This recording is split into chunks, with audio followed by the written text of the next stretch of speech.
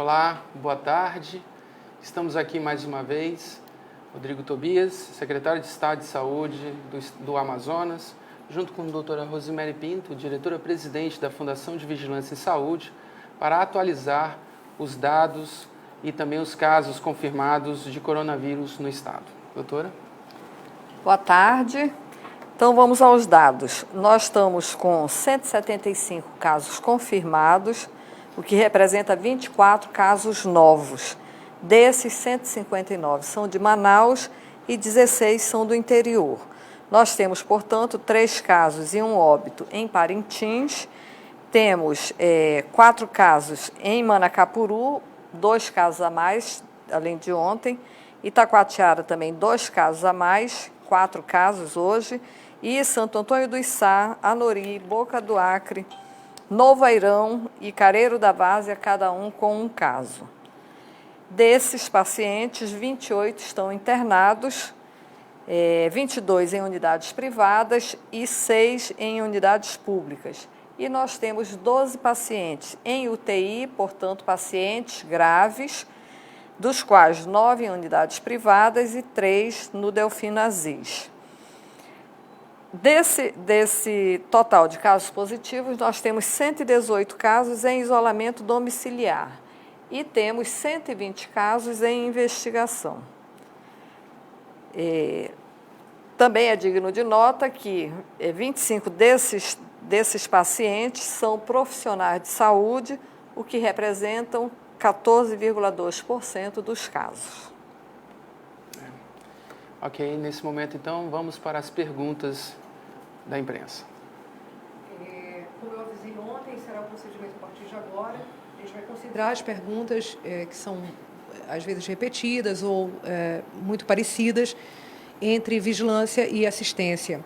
Vários portais, O Poder, Amazonas Atual, Chefão da Notícia, Politizei, Manaus Alerta, Portal do Generoso, Canal Itacoatiara, Portal Em Tempo, Amazônia On, Portal G1, Jornal A Crítica, TV A Crítica, Record Encontro das Águas, Rádios Mix, CBN, Encontro das Águas e Band News Difusora fazem as seguintes perguntas.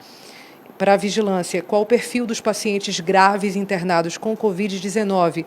Porque pessoas com menos de 50 anos têm evoluído para um quadro grave de saúde. E qual o quadro de saúde que agravou e levou à morte da segunda vítima? Bem, nós realmente ontem a gente colocou que a faixa etária dos nossos pacientes, com exceção de poucos idosos e poucas crianças, nós temos uma faixa etária predominante de 30 a 49 anos, inclusive os óbitos. Durante o meu informe esqueci de colocar que nós hoje temos 3 óbitos. Nós temos, entre ontem e hoje, nós tivemos a ocorrência de mais 2 óbitos. Então, esses pacientes, nós temos um hipertenso, 2 obesos e um diabético. Então, tem um que é hipertenso e obeso, e o de hoje, o outro óbito, ele é diabético. Portanto, são pessoas que têm comorbidades. Daí a necessidade que nós temos de ficar alertas para pessoas que tenham diabetes, hipertensão, obesidade, asma, outro problema respiratório, para quem tenha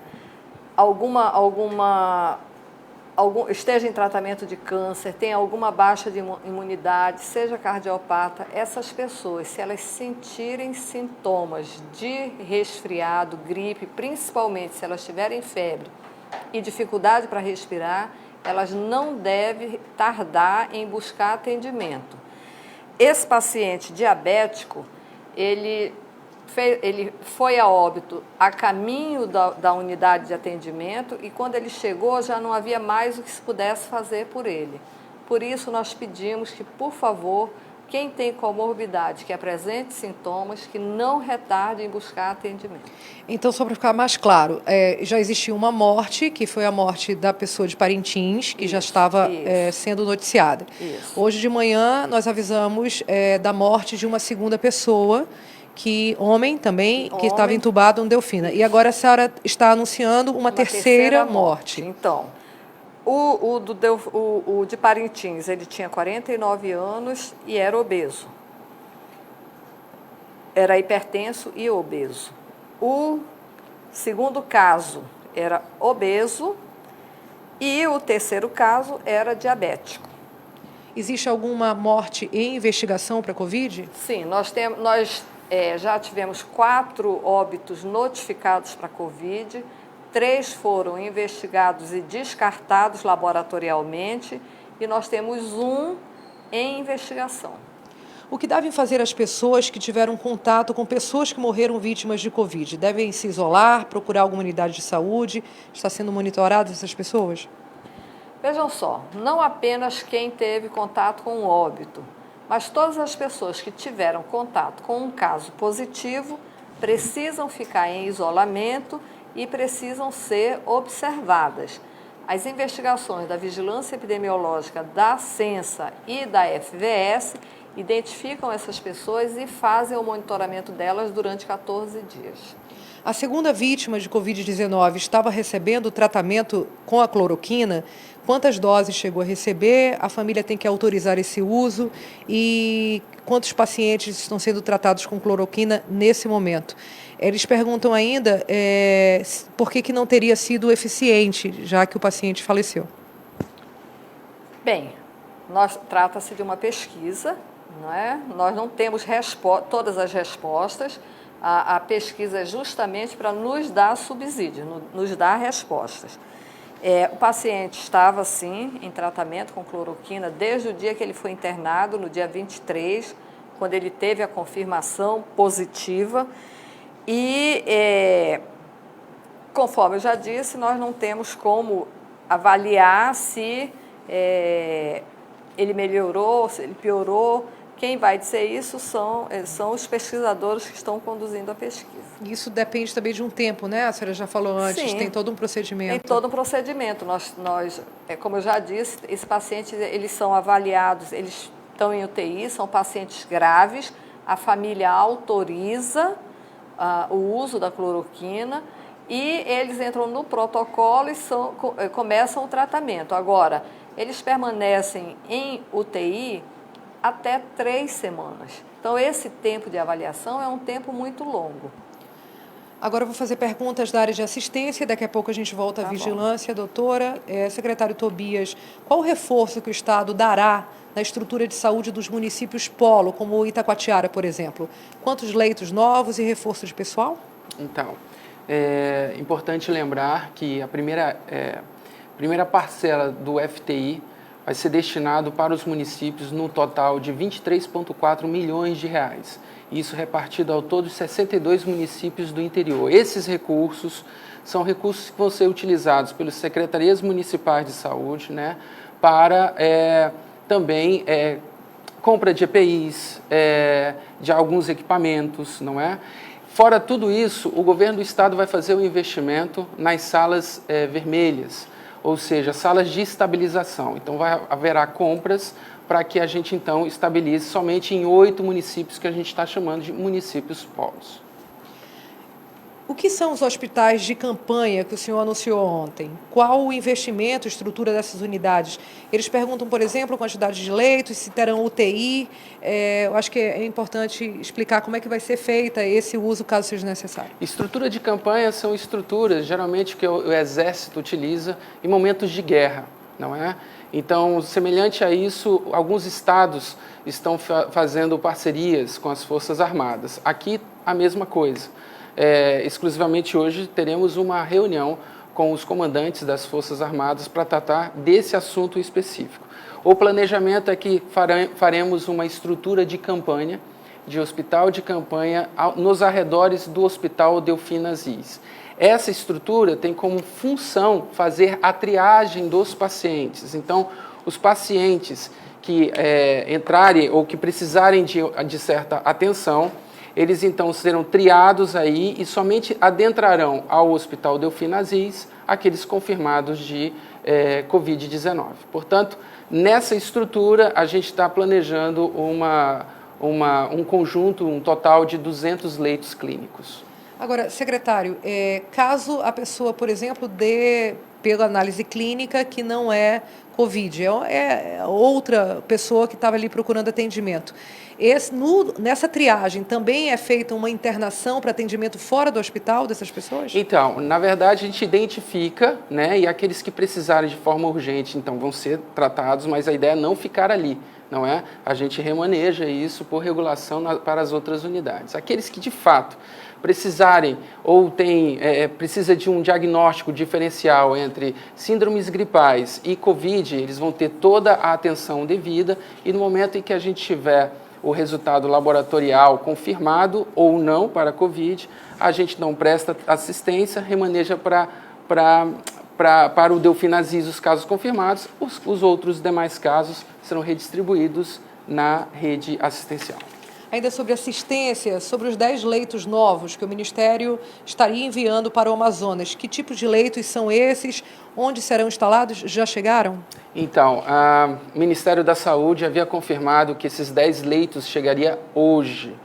Mas, assim como este secretário que vos fala, todos os outros 26 secretários estaduais de saúde têm reclamado junto ao Ministério da Saúde, porque o quantitativo de leitos prometidos não chegou em nenhum lugar ainda. Eles estão concentrados no aeroporto de Guarulhos. Recebemos agora a informação que o Terminal 1 do aeroporto de Guarulhos está fechado, uma outra parte está em Pelotas, então a gente de fato está emperrando a questão logística. O fato estamos em parceria, né, em contato constante com o secretário de Atenção Especializada do Ministério para que a gente faça com que chegue o mais rápido possível esses leitos. Todos os 10 leitos do Ministério, ou seja, leitos cama, monitor multiparamétrico, respirador, né? Todos eles virão completos, ok? E eles serão instalados no Hospital Delfinazis. Foi anunciada a contratação, ou a possibilidade de contratação de 600 profissionais de saúde. Quando e como serão contratados e onde vão atuar? Então, de fato, essa informação é verídica. Essa contratação vai acontecer à medida que o número de casos for aumentando e todo esse caso a gente canalizou dentro do Hospital Delfinazis. Lembrando, o Hospital Delfinazis é uma parceria público-privada e temos uma organização social, ou seja, ali o Estado fez uma contratação, um contrato de gestão. Então, em parceria com o hospital, que tem uma gestão privada, a gente então vai fazer a contratação de mais 600 profissionais, dentre médicos, enfermeiros, técnicos de enfermagem, fisioterapeutas, todos aqueles que precisam, todo aquele recursos humanos necessários para a gente prestar um cuidado intensivo de qualidade para aqueles que precisarem. Temos mais algumas perguntas na área de vigilância. Quantos profissionais médicos infectados? Quantos estão afastados? Essa pergunta do G1, que diz que tem a informação de um enfermeiro que foi internado com a doença no 28 de agosto e não no Delfina. Ele não chegou a ser transferido para o Delfina. Se tem um plano de contingência para substituir esses médicos. Eu acho que é vigilância, mas também assistência. A gente pode falar sobre isso, sobre essa questão da transferência, né, secretário, de outras unidades de saúde para o Delfina, que ainda causa muita dúvida. Então, eu queria que a doutora primeiro falasse dos profissionais médicos infectados, depois o senhor respondesse sobre a Sala Rosa. Eu estou falando de profissionais de saúde. E aí se incluem médicos, enfermeiros, técnicos de enfermagem, bioquímicos e técnicos de patologia. Nós temos 25 pacientes positivos com Covid, o que representa 14,2% dos nossos casos. Devendo lembrar que nem todos os profissionais ou pacientes internados no 28 de agosto, no Zona Leste, no Platão, necessariamente eles estão com Covid. Nós temos uma epidemia de síndrome respiratória aguda grave causada por outros vírus. E esses médico, enfermeiro, farmacêutico, todos esses são seres humanos como todos nós. Eles também pegam gripe, também pegam resfriado, também agravam. Então, existem profissionais, dentre os casos descartados pelo LACEN, e só ontem a gente descartou, de ontem para hoje, 130 casos, nós coletamos 250 amostras e descartamos 130. Então, vários desses profissionais que apresentam sintomas respiratórios estão dentro desse grupo descartado. Só vai para o Delfina quem, de fato, tem uma clínica que atende a definição de caso de Covid-19. Então, os outros pacientes com síndrome respiratória continuam em atendimento no local por onde eles entraram. Ou seja, é possível, pelo que a senhora está dizendo, então, que esse enfermeiro, no 28 de agosto, tivesse uma suspeita de Covid e permaneceu lá porque foi descartada essa possibilidade. Ele era um suspeito. É possível. Ou pode ser que ele esteja positivo, com um quadro mais brando, mais leve, que não justifique internar no Delfina. No Delfina só são internados casos graves. E aí, secretário, seria interessante, exatamente nesse ponto, a gente esclarecer que a rede inteira está aberta, existe essa seleção entre casos graves e não graves de pessoas com síndromes respiratórias. Perfeito. Nós implantamos um protocolo que são as salas rosas em nossas unidades, SPAs, UPAs e hospitais pronto-socorros. Ou seja, para ficar bem claro, pacientes que apresentam sintomas de uma gripe leve, fiquem em casa. Pacientes que apresentam sintomas de uma gripe leve, com uma febrícula ou com tosse, fique em casa e fica em alerta, observando se isso vai evoluir. Pacientes que apresentam sintomas de gripe, febre, tosse e dificuldade de respirar, procure uma de nossas unidades. Aí eles adentram nessas unidades que eu acabei de falar, eles vão ser condicionados ou ficarão dentro de uma sala que a gente está chamando de sala rosa, com todos os equipamentos, a equipe toda preparada para receber esses pacientes. Se preenche os critérios clínicos de confirmados, né? Se preenche os critérios de casos suspeitos de Covid e apresentando dificuldade de respirar, esse paciente vai ser removido por SAMU ou ambulância para o Delfina Aziz. Doutora Rose, quais as medidas de precaução para sepultamento de vítimas do Covid-19? Então, nós estamos aplicando o protocolo do Ministério da Saúde, que diz que as vítimas podem ser cremadas ou enterradas. Se elas forem enterradas, tem todo um protocolo para o cuidado com esse corpo. Com relação aos que vão participar do velório, a recomendação é que não seja um grupo maior de 10 a 15 pessoas, que essas pessoas estejam usando máscara, que elas usem álcool gel ou lavagem das mãos, se isso for possível. Esse enterro não terá velório, um prazo máximo de 1 hora para os parentes se despedirem, e enterrar ou cremar o mais rapidamente possível. Há uma pergunta também que diz se há demora no resultado de exames, se há essa demora, e se isso prejudicaria de alguma maneira o tratamento do paciente, e se há algum plano para agilizar ainda mais os resultados. Bem, demora não há. A gente já colocou ontem que o Amazonas talvez seja o estado cujo LACEN está liberando mais rapidamente os resultados. Nós demoramos 24 horas para liberar esses resultados e chegamos a um prazo máximo de 48 horas quando nós precisamos repetir o exame. E nós sabemos que de vários outros estados no país que estão demorando 72 horas ou mais, às vezes até 5 a 7 dias para liberar seus resultados.